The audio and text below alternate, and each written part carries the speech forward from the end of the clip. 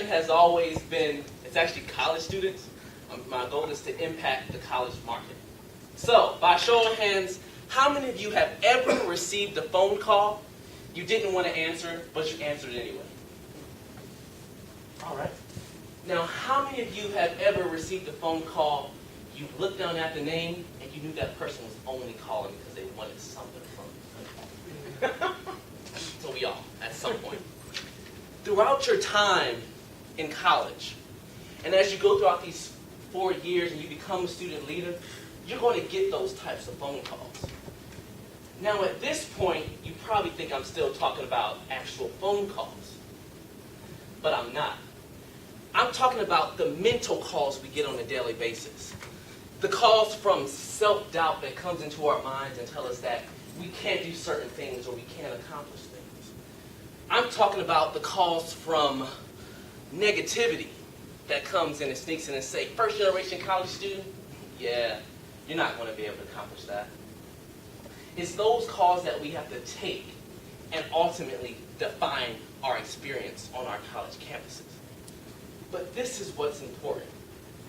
It's not the call that matters. It's what we do when that call comes into our mind that ultimately makes the difference and ultimately defines our success on our campuses. And you guys are leaders, so that's what we need to do. So to tell a story, junior year, I received a call from another student leader on campus. So she asked if we could meet, and we met inside the library on campus. It was actually the coffee shop. And I always like to set the scene. So everybody say, Darryl, set the scene. Darryl, set the scene. All right, so to set the scene, you walk into the coffee shop and you can smell the coffee beans and you hear students talking and chatting and just an overall good environment. And like every coffee shop, you know there's a little jazz playing. So she says, Darryl, you're a good student leader on campus. You've done a lot of things. I wanted to know if you would do the honor of running with me as I run for student body president.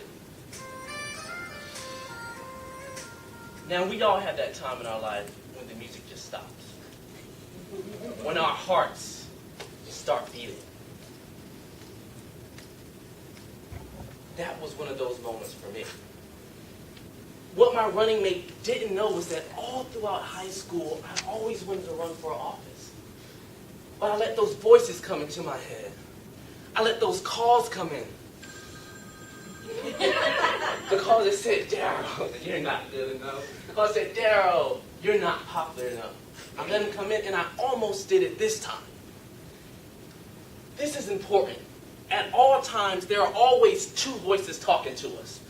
On the right, we have our potential, who we're trying to become. And on the left, we have who I call the imposter. The imposter's goal is always to stop the message from the potential on this side. The thing is that when she asked me to run, I almost listened again. But I went to my family and friends, and they convinced me otherwise.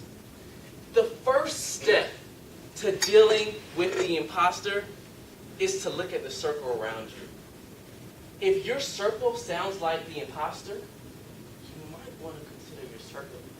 Studies have shown that you are the average of your 5 closest friends. So if I take the GPA of your 5 closest friends, I guarantee you I'll get really close to yours. If I take the amount of student organizations that your friends are in, I can guarantee you that I'm going to get close to the amount that you're in. So I went back to my friends, and they convinced me otherwise, and they showed me who I was. You have to create a good defense team around you. So when the imposter starts calling, you have a good team to back you up. What does your defense team look like? Make sure you have a good team around you so they can give you that encouragement and push you on to become the leader and the student that you need to be on this campus. So we decided to run. Harry Bellamy. We postered the campus. We chalked. We debated. We did everything we can possibly do to make sure that we won. And that moment came when it was time to announce the winner. So election day.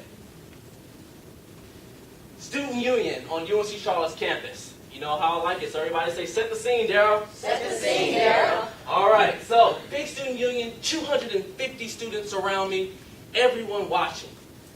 The guy is up there right in front of those staircase. There was a stage, and I was there. And that moment came when they were about to announce.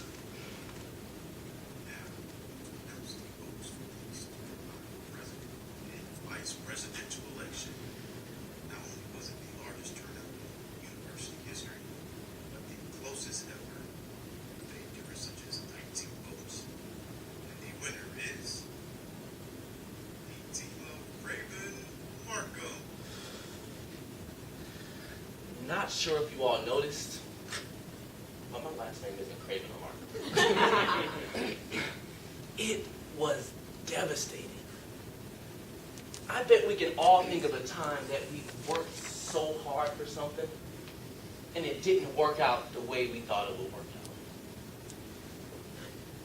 It didn't feel good. But this is pretty much one of the things that I took from it. If you don't listen to anything I say this whole time I talk, listen to this. Everything that the imposter told me in the beginning to get me not to run, it wound up being false. He said, Darryl, you can't debate. If you get up there and debate, you're going to embarrass yourself. I debated, I wound up doing well.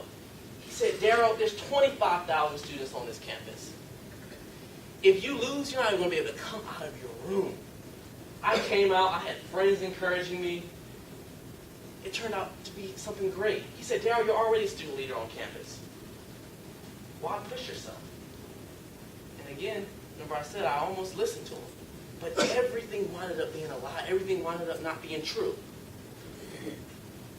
That was the actual picture, a candid shot from that day that somebody took when that announcement was. What lies are you listening to that the imposters tell you on a daily basis that you keep on listening to? That you keep on replaying and replaying in your head? What we seem to do is, because most of you all are student leaders, so you guys are probably pretty good at pressing the ignore button. But what you seem to do is you press the ignore, then you go back and listen to the voicemail. Stop listening to voicemails. Let it go. You all know the movie Frozen. Sometimes you just have to sing the song, Let It Go. Let it go, let it go.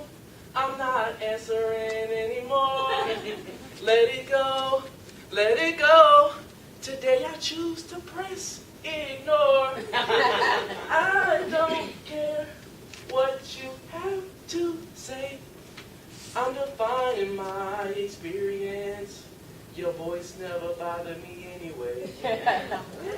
We have to sing it sometimes. We have to say it to ourselves in order to encourage ourselves. So what experience are you going to define? Are you going to let the imposter take control and define your experience? Are you going to define it? Define your experience. That was my message then, and that's still my message now, and it hasn't changed because it means that much to me. So the next time that call comes in, the next time you hear that voice when it comes to, let's say, you running for a student position or you doing well on a test or whatever it is for you, are you going to answer it?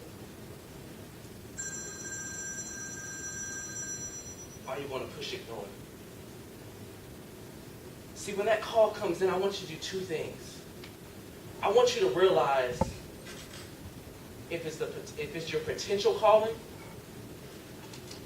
or if it's the imposter. If it's the imposter, I want you to press ignore and don't listen to the voicemail. If it's your potential, I want you to pick up and define your experience. Thank you. Mr. Toastmaster.